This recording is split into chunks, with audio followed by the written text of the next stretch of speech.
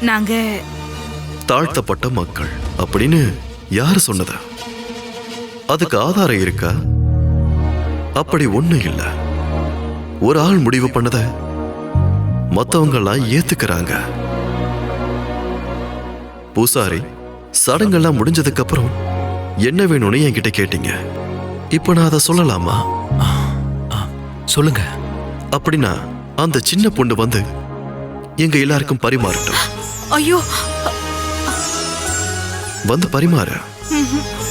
குட்டிமா, போமா.